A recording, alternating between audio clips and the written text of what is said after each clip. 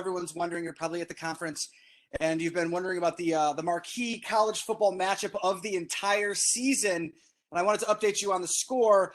UConn is currently up 10-7 over winless UMass. So everyone, you can rest assured that UConn is fighting hard for us today. Go UConn, beat UMass, I guess. I don't know. Anyway, I want to thank a bunch of people. I have a list here. I want to thank all the student volunteers from UConn. I want to thank all of our judges and the Student Poster Award Committee, including Jeremy Abramson, who's the chair, who I'm going to introduce in a second, Zach Binney, Danny Chu, John Draper, the legend Mark Hornback, Guang Yu Hu, Nick Restafo, and Megan Risdall. I'd like to thank all of our speakers again. Our speakers who are, let me make sure I get all their names correct. Eric Tulsky, who spoke this morning, and Justin Jacobs. We'd like to thank them. We'd like to thank the panel, including Allison Lucan, who was our moderator, and Jessica Hensley, Kelsey Roberts, and Sarah Ziegler for a fantastic panel discussion about careers in sports. I really enjoyed that. And obviously, we thank Sarah Bailey, who just gave our talk. And I ran some intervals last night because Sarah gave me some running advice a few months ago on Twitter. Now I run intervals because of her. So that's how Twitter affects people. It's good to get advice from experts in the field. And I want to thank my other co-organizers, Allison Lucan, Lauren Parolin, and Brian McDonald.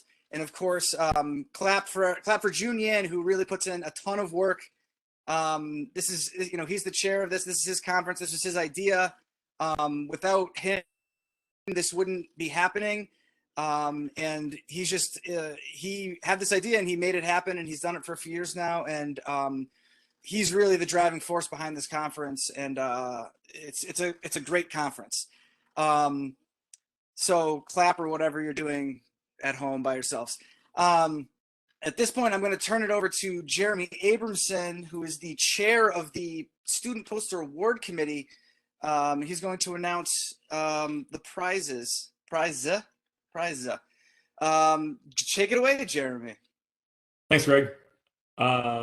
So I have one more group of people to thank, and that's the authors of the posters.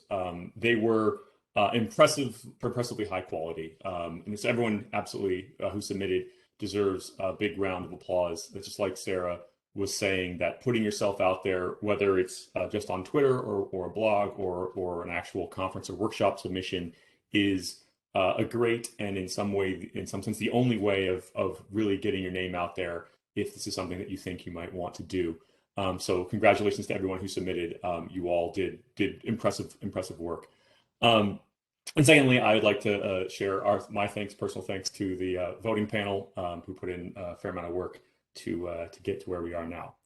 So wanted to start with some sort of general concepts or general ideas about what we thought about the posters. Other than being really impressed by the technical merit of the posters, it was really awesome to see such a diversity in sports. And I mean, like, in the sports they chose to actually cover: flat track derby, WNBA, climbing, chess, beach volleyball, which near and dear to my heart. It was great to see sports represented from non-traditional American sports, or that were not non-traditional American sports. So that's really awesome. And on a more practical note, for those of you who maybe are thinking about submitting, or this seems potentially really interesting to you, sports that are not necessarily traditional popular American sports are a great opportunity to get a foot in the door, specifically because there might be more, I don't want to call it low-hanging fruit, but there might be things that have not been explored, and you have a chance to make a real impact.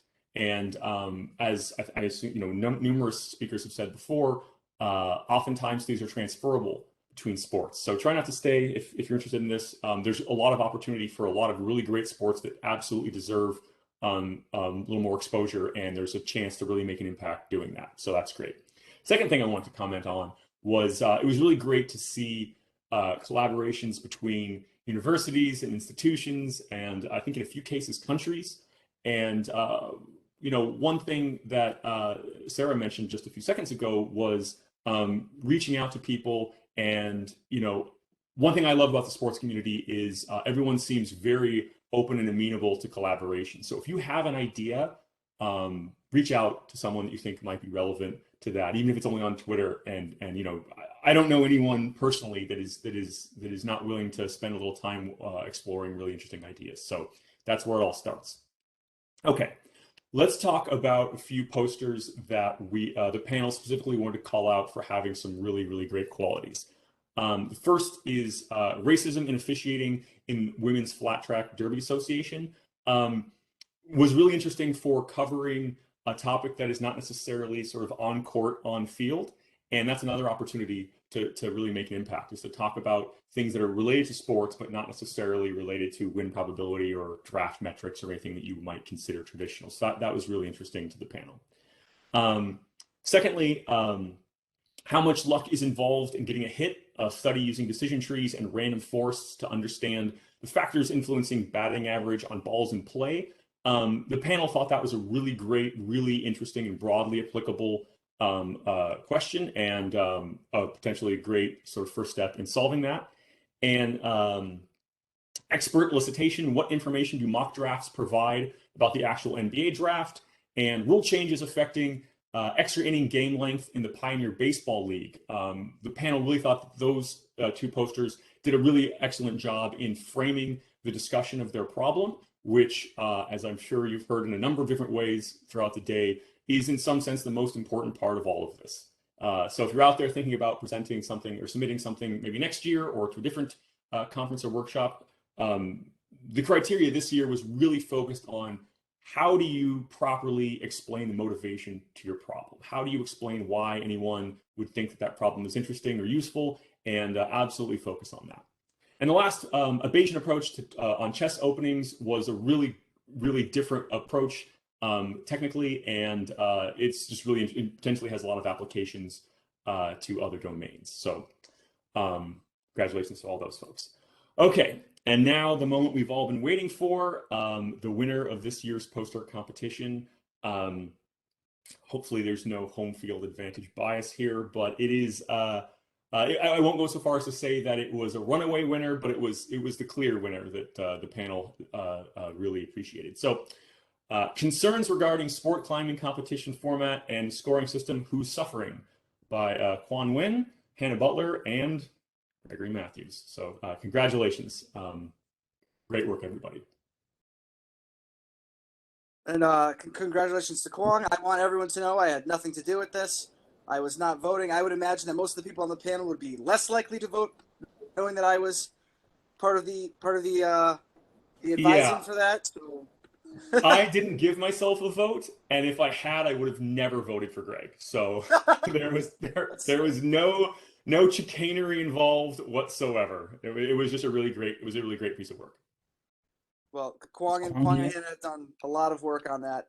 Kwong, are you here? I just unmuted him. Kwang?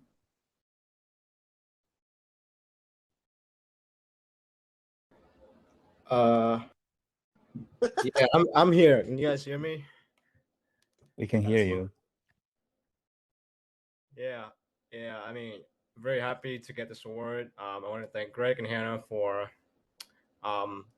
first of all, I want to thank Greg for just being on Twitter and throwing out ideas about sport climbing and like helping me get started, and Hannah for, she's actually an avid climber, so she has some good like insights about the sports and everything for this project. So I want to thank them, and I really appreciate the conference and everyone for stopping by, giving me advice, and helping me with just getting better for this project. So thanks everyone.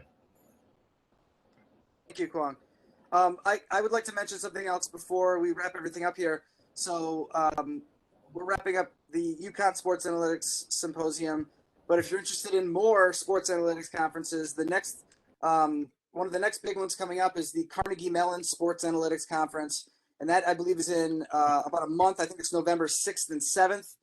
I believe they're virtual. Hopefully, maybe next year we'll be back in person. But if you enjoyed this, you will also enjoy the Carnegie Mellon Sports Analytics Conference, CMSAC. I highly recommend attending that also. I think, June, unless you have anything else to say, I think that's all I have to say. Thank you, everyone, for coming to this conference. And we have people all over the world getting to attend this virtually. That we have people in China, and I don't know if anyone in China is still with us because it's the very, very middle of the night. But we have people in Brazil, and we have people all over the world, and it's really nice to there are some bonuses to doing this online where we get to travel's not a restriction anymore. So June, do you have anything else that you want to say? Oh, what do you want to say, Bird?